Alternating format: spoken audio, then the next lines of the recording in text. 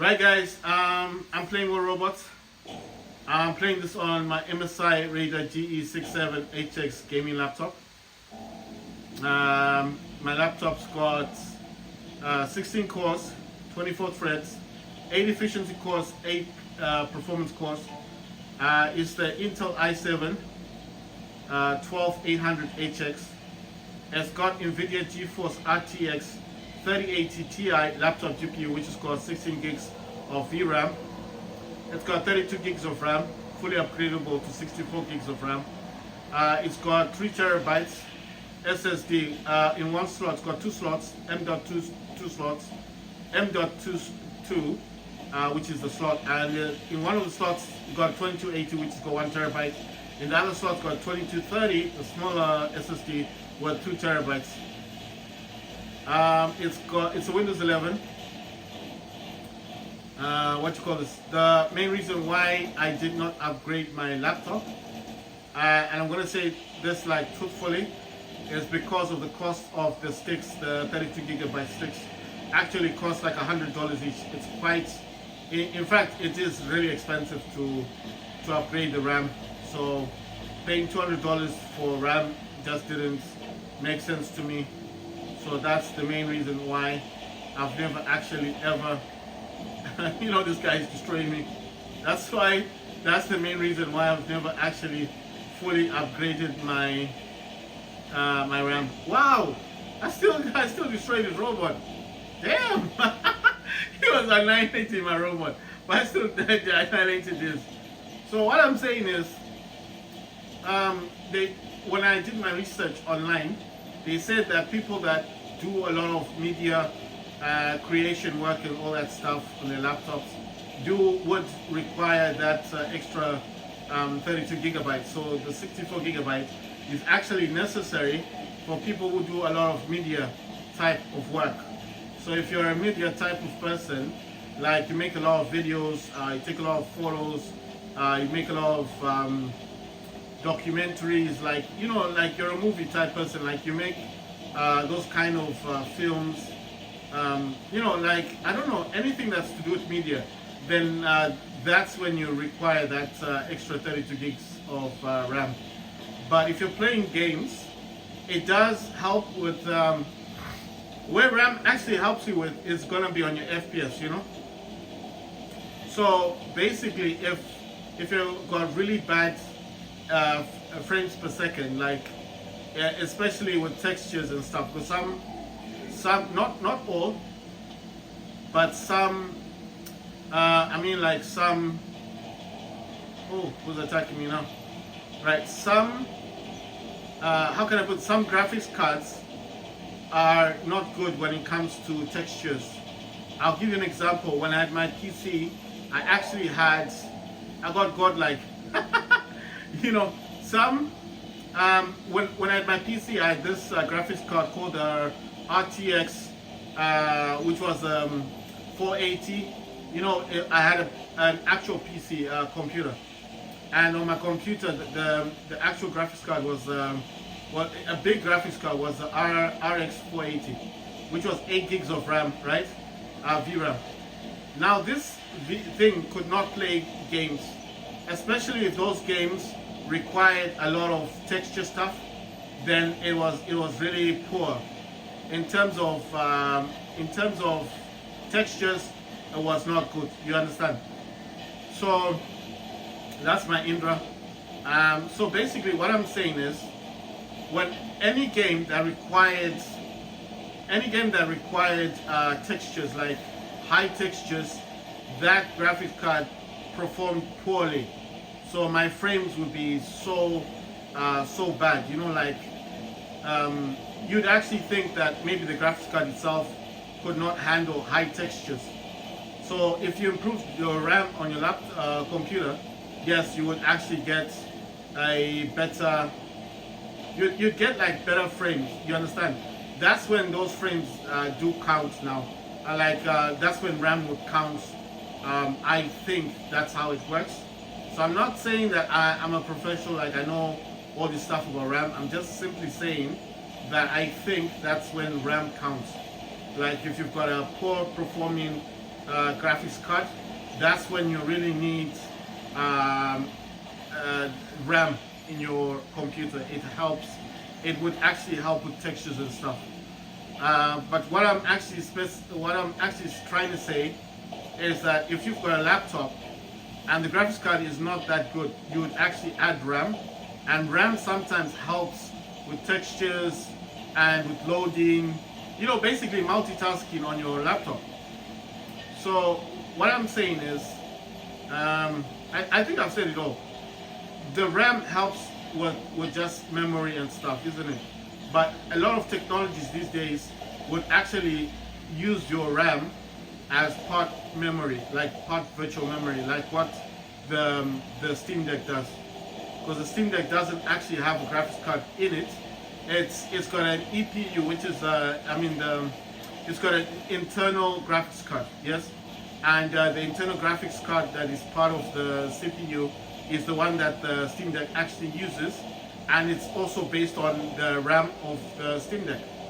So if the Steam Deck had 32 gigs of RAM, it would actually have more VRAM, but because it's only a 16 gigs of RAM, that's why it only has 4 gigabytes of VRAM. You understand? So this is how the technology actually works on the Steam Deck. But what I'm actually trying to say now is that that's the technology that the Steam Deck uses. You know what I mean? So if I had 64 gigs of RAM on my laptop, yes, I'll get better performance, kind of. The reason why I say kind of is because my graphics card already has 16 gigs of VRAM. I don't think I need extra RAM for my laptop because it's not going to be a huge benefit for me. The laptop already performs really well. When I'm playing Call of Duty Modern Warfare and I actually want to play that game with, how can I put this? If I want to play Call of Duty Modern Warfare right now in extreme, like higher than ultra, my laptop can handle that, no problem. I will play the game perfectly, except for the fact that the shadows, now I don't know why this happens, but the shadows are quite intensive if you go above ultra. So the frames per minute, the FPS does actually drop. It will drop from what, I'll tell you something, when I'm using my laptop on ultra, I actually get about 165 to 175, sometimes 200 FPS on ultra, and this is Call of Duty 3 Modern Warfare, and this is a laptop. It's not a PC, it's not a computer. It can actually do that. You have to imagine that's badass, right? But what I'm saying now is I don't like the extreme one because it lowers the frames from 165 all the way down to about 100, and then in some places, especially when there's a lot of action, it'll drop down to about 60, sometimes 40 frames per second, because a lot of the shadows are now being used. So I prefer ultra. Ultra does have shadows, it does turn stuff on, but I noticed that my laptop can handle ultra, so that's why I always play the game, and I always play it on ultra. So that's what I figured out about my laptop. It can handle ultra on Call of Duty 3, and that's what I use. But what I'm saying, all these other laptops that don't come with 16 gigs of VRAM, like even the new ones that are the RTX 4060s, I know that's coming out because the RTX 5000 series is coming this year. So what I'm trying to say is basically the RTX 4060 only has 8 gigs of VRAM. The RTX 4070 has 8 gigs of VRAM. The RTX 4080 has 12 gigs of VRAM. And then it's the RTX 4090 that actually comes with the 16 gigs of VRAM. I'm talking of laptop, GPUs, not PC stuff. So I know you'll be probably thinking, but mine's got this and that. I'm talking about a laptop. So if you guys I understand what I'm talking about laptops. Laptops would only have that standard, so that's what they come with. Right, so this is sand something opium. I think it's sandstone, isn't it? That golden opium. I got 2 of these actually. On Android, I've got 2 of them, and I've got 2 Ochi coaches. One is unknown. I've got 2 Dagons as well. I've got really good robots on my Android, on my Samsung. I do kind of play it from time to time. Like I told you, the advantage of playing all robots on my Samsung is that I can use the DualSense controller as a gamepad. So when I'm playing all robots on my Samsung, all I got to do basically is just look at the screen and enjoy it, because I don't have stress. You know, it's not like I have to touch the screen. And I've explained to people, so many people, how to connect their... And a lot of people don't believe me either when I tell them you can actually play Fortnite mobile with the DualSense controller. They don't believe me. Like, no, you gotta touch the screen. I'm like, dude, just connect your DualSense controller and Bluetooth and you see the difference.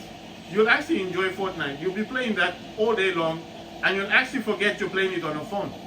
I'm serious, because it doesn't feel like a phone anymore. Once you've got your gamepad in your hand and your phone is on a stand, you're just basically looking at the screen. You forget you're playing it on a phone. At the end of the day, you'll be like, wow, I spent the whole day playing Fortnite. And I did tell you that the Samsung Galaxy Z Fold 5 or 4 or 3 or whatever does come with the Galaxy Store. And that actually does have Epic Games, the app for Epic Games. And that's how you download the Fortnite. But if you don't have a Samsung Galaxy Z Fold 5 or a Samsung that does have the Galaxy Store, you can still download Fortnite by just Googling it. You need to use Google. And it's within Google that you can just Google Fortnite. And the app, there's a lot of these websites that have the Fortnite mobile. And then you can download it directly onto your Android phone. I don't know about iPhone, but I know Android you can do that. And you can just download the game directly. And it will have instructions. Like, it might say it's an unknown source. That just means it's not coming from the Play Store. And you have to allow it to be installed on your phone. And once it's installed, I'm pretty sure it still takes you to Epic Games, the Epic Games app. And you still need to sign in with whatever account you use for Epic Games. And once you sign in, you've got, you know, it will launch Fortnite or whatever games it's got. I think it's Rocket League and Fortnite, and I don't know what the other game is. I think it's like 3 games or 2 games that Epic Games does have. And then after that, once you're done, you've logged in, and then you kind of like, the app will then show you the games that it's got. It's like, it loads the games that it has, and then you download Fortnite onto your phone like a regular app.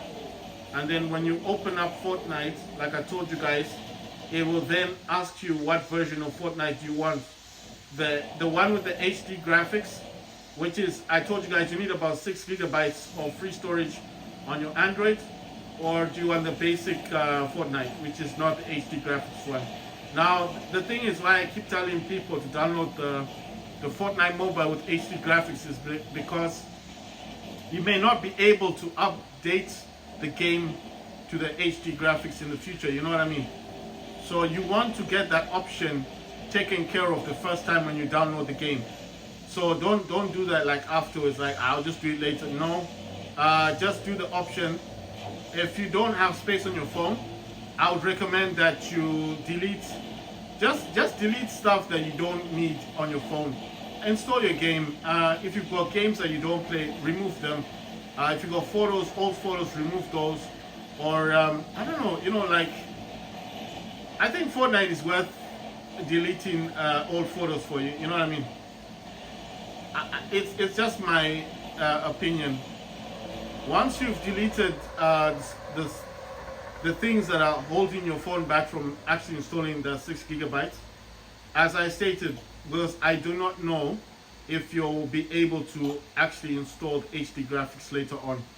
I didn't do that. I just installed because it asks you that the first time. So when it asked me, do you want the HD graphics of Fortnite mobile, which does require 6 gigs of storage, obviously my Samsung is a 256 gigabyte, plenty of storage. I was like, yeah, why not? I don't want to play a game that looks crappy on my phone, especially if I'm going to be making videos about it and telling people, look, let's download this game and look how it looks, and it doesn't look that good. Who wants a game like that? So obviously the HD graphic does make it look a whole lot nicer. Right, so it's just my opinion. You guys do whatever you feel like. If you want the ordinary version of Fortnite Mobile, you just want to play the game, no problem. Download it. Probably need less than like about 2 or 3 gigabytes of storage on your phone. But I recommend the HD graphics of Fortnite solely because you will get the better version of Fortnite Mobile. It looks a whole lot nicer. You can also play it on 60 FPS and it just looks a whole lot crisper, you know. It's normally set to 30 FPS, but you can actually adjust that to 60 FPS and the game will look a whole lot nicer, you know. So once you've installed the game, because to install Fortnite in the first place from Google, it will ask you if you want to install the actual app on your phone, which will be an APK, that's what they called. You need to allow it, so it's going to say unknown sources. Like I said, it's just saying that because it's not coming directly from Google, it's coming from the internet. You have to allow it, otherwise it won't install the APK. Once it installs onto your phone, it changes to what's called an app, you know. And that's basically it, just install Fortnite Mobile. If you don't want to do it that way, then you can still play it on Game Pass, the Xbox Cloud Gaming beta thing. I think that ended, but the actual app, the Game Pass app, is still active. The last time I checked, it's still active. So if you want, oh my god, if you still want to download the game, I mean, if you're not interested in downloading the game, you can just do the Game Pass. Just download Game Pass from the Play Store. And yeah, I think you're going to Game Pass, sign in with your Microsoft account, and it's through that you actually... Wow, that thing just killed my robot. What kind of weapons does he have? I'm wondering what that dude's got. Just annihilated my robot. I think I destroyed him now. That's a happy... I don't know what the weapon in the middle is called, but I know those rockets are called Hornets. About two, I think two of them, or 3 of them. I can't remember. Wow, we got annihilated quick, man. Like really quickly in this game. We got annihilated super quick. Look at that. We've got no beacons whatsoever. You know what I think they're using? They must be using a Loki, because only a Loki can do that. You know, a Loki can move around itself. It's either they've got a Loki or they've got a really good team. Wow, we lost. That's so sad. Right, so like I said, once it's installed onto your phone from APK, it becomes app. It changes from APK to APP, and then you can use it like a regular app. And every time you want to play the game, just press on the screen of your phone and it will open up like any other game. I mean any other app you've got on your phone. And that's it. My recommendations are just download the HD version of the mobile game because it looks so much nicer than the regular version. I don't have the regular version. Even when I had my Oppo, I used to have an Oppo Reno phone. I think I made a video about that, but the thing was, I feel like with the Samsung, I don't really need other phones. Because one, I've got 2 app stores on my phone. I've got the Play Store and I've got the Samsung, the Galaxy Store, which is a Samsung store. And obviously I've got like a lot of, that's where I got the Epic games from, and I play Fortnite on my phone. Like I told you, the other thing I like about the Samsung is I can just connect my DualSense controller in Bluetooth and actually play games on it. So I don't actually feel like I'm losing anything by having one phone, especially an Android. I've got an iPhone, so if I want something different, I just play. Like you guys have seen my iPhone 14 Pro Max. I'm fully happy with my own. You see, what did I say? They've got a Loki. I told you. I knew these guys were up to something. They've got a Loki. I've got one too, but I'm not using mine. I knew it. That's why we keep losing. They've got a Loki on their side. Someone needs to destroy that Loki. You know, the one thing these guys need to add to this game that would make me happy is they need to add voice chat. They really do need to add voice chat to this game. I would just like to hear people screaming, you know, shouting, "You are not doing anything! Why are you allowing this guy to take the beacon? Why are you always like this? I don't want you guys playing my game no more. Your game? Man, you're making me lose." You know? Because I think that's what people would be saying. Because one thing about War Robots, and I think a lot of people will agree with me, nobody likes helping anyone in this game. I'm serious. Even people on your own team will just ignore you when you're getting slaughtered. Like, no one wants to help the next person. It's so strange. It's the only game I've ever seen where there's no teamwork. Like, you play Call of Duty Mobile, everyone's working as a team. You play Call of Duty 3 Modern Warfare, everybody's working as a team. Any other game you play, there's always teamwork. But as soon as you touch on War Robots, the teamwork goes out the window. It's like every man for himself. And you're wondering, like, why can't we just work as a team? I know what you're thinking, but you are right now we're working as a team because no one's got a Titan. Once you get a Titan, people will just ignore you. And most of the time, you're losing your Titan solely because people don't want to help you. You understand? So instead of them protecting your Titan and like at least one robot should move around with you, you know, and capture beacons while you while you destroy the robots, right? Like try and help. That's what I'm saying. Don't just wait for the Titan to do all the work. And in that event that you're trying to capture, for example, you're trying to capture the beacons, right? Or you're trying to destroy the enemy. Oh, check this guy. He's just jumping. He's just going. That's the Loki right there. So what I'm saying is, in the event that at least you're able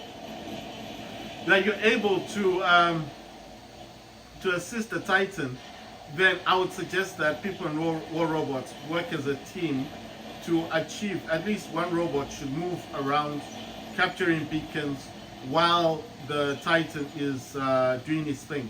So I'm not saying that people should just abandon what they're doing. No, I didn't say that. I just said I feel like there needs to be a bit more work together strategy, you know, because this is one game where I definitely know people don't want to help you.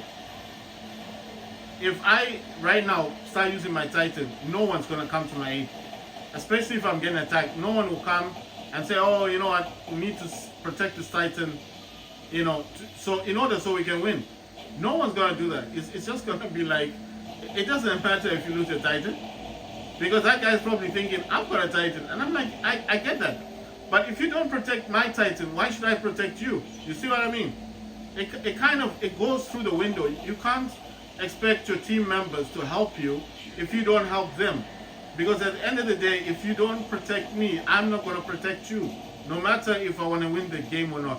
This is the attitude that a lot of players on War Robots have. You know? That's the problem. And when you start ignoring that factor and saying, well, you know, it doesn't matter, you know, I've lost this game, I'll just play the next game. How many times are you going to do that? And how many people are going to want to play with you with realizing that that's the kind of character you are?